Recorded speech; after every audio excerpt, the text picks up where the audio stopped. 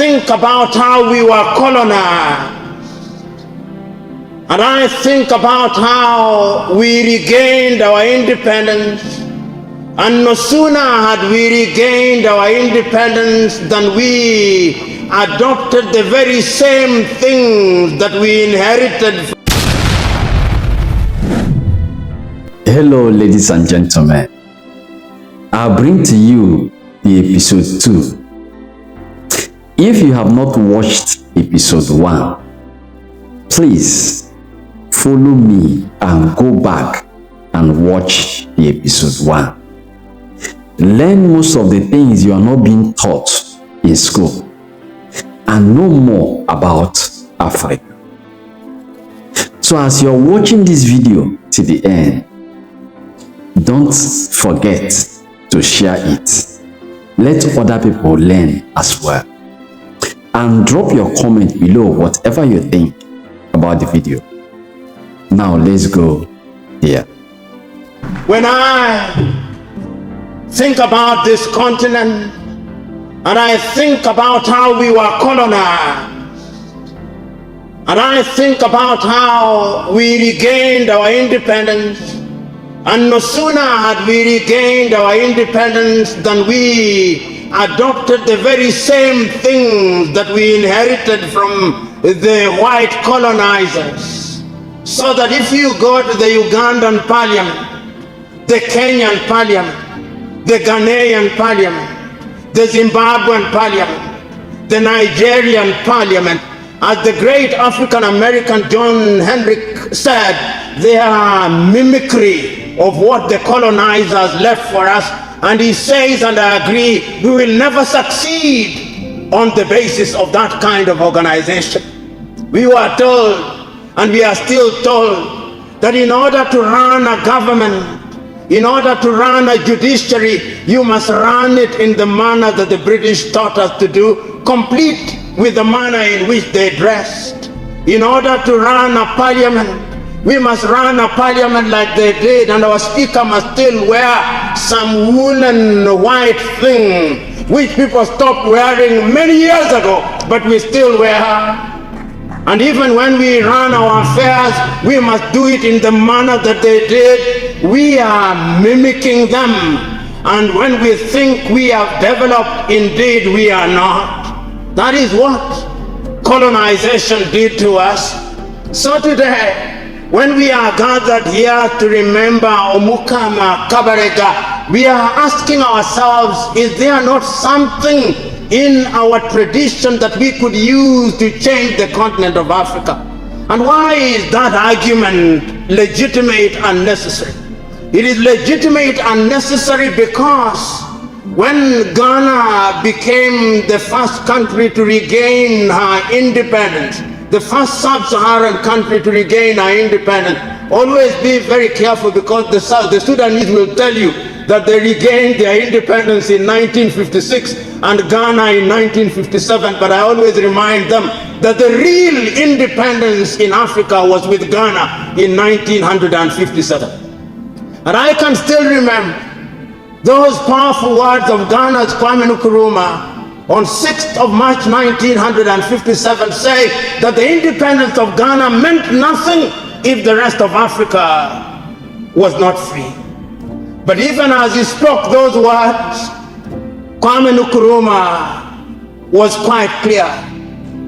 He was clear that flag independence, the mere fact that we have the Ugandan flag or the Kenyan flag, or the Ugandan national anthem, or the Kenyan national anthem, or the Ghanaian national anthem, or the Nigerian national anthem was not sufficient. That there was something else. And he reminded us in 1965 that Africa was getting into the most dangerous stage, the stage where the former colonizers would become more deadly through the neo-colonial project. No sooner had he written his book than they overthrew him. No sooner had he written his book than they started destroying what we had inherited from them. So those of you who are students of history will remember the 1960s. You will remember in 1961 The Congolese thought that they had regained independence under Patrice Emery Lumumba. They killed him after 9 months. The Togolese thought that they had regained independence under Sylvanus Olympio. They killed him in 1963. The Ghanaians thought that they had regained independence in 1957. They overthrew Nkrumah in 1966. They thought in Nigeria that they had regained independence with Nnamdi Azikiwe and Abubakar Tafawa Balewa. They overthrew him in 1967. The Malians thought that they had regained independence through Modibo Keita. They overthrew him in 1968. The Algerians thought they did so through Ahmed Ben Bella. They overthrew him in 1968. Africa, as I speak now, and I want you to cast your eyes across the continent of Africa and see the crisis of governance, and therefore begging the question, is there a place for African culture and governance? Tell me whether there is peace in the Democratic Republic of Congo. Tell me whether there is peace in Sudan. Tell me whether there is peace in northern Mali. Tell me whether there is peace in Somalia. Tell me whether there is peace in Cameroon. Tell me whether the Europeans are not telling us what to do. Tell me whether they do not send their agents across every country. Tell me whether the IMF and the World Bank are not trying to interfere in our affairs. Tell me whether they are not telling us who a man is and who a woman is. Tell me whether they are not telling us what to wear. Tell me, what are they not telling us? They are telling us that if we don't have culture, they'll give us their culture. Tell me. This is the state in which we find ourselves. And therefore, today, when we are assembled here to remember Omukama Kabarega, and we ask ourselves whether there is a place for culture in development, we owe ourselves a duty to define what culture is. You know, European anthropologists, they are the notorious ones. They tell us that when you talk about African culture, they have no culture. They could not write. Not true. When the Europeans were living in caves, we already had the Benin Empire, longer than the Chinese walls. We already had the Monomotapa Empire. We already had the walls of Timbuktu. Before the Europeans knew whether it is the earth that went round the sun, the Dogon already knew astronomy as it is known today. They knew. When they could not write, the Africans had already identified the value of zero in mathematics. When they did not know about cesarean section, operations of that nature already taking place in the continent of Africa. When they were dying in snow and in ice, in Ethiopia, in Axum, they were already building the underground edifices in Lalibela. They were building pyramids in Sudan and in Egypt. There are already libraries in Carthage. Pythagoras and all these people were already learning their philosophy from Orunmila among the Yoruba. We were there. We had a culture that was complete with science, complete with mathematics, complete with the arts. And when they say we have no art, they forget that they have stolen all of them and they are to be found in the museums in Europe. If we had no culture, and if we could not do the things they say we could not do, why were they plundering the things that they plundered? Why? Because we had a culture, and what you do is that you destroy a people's culture, and then you create another culture and make them think like you want them to think.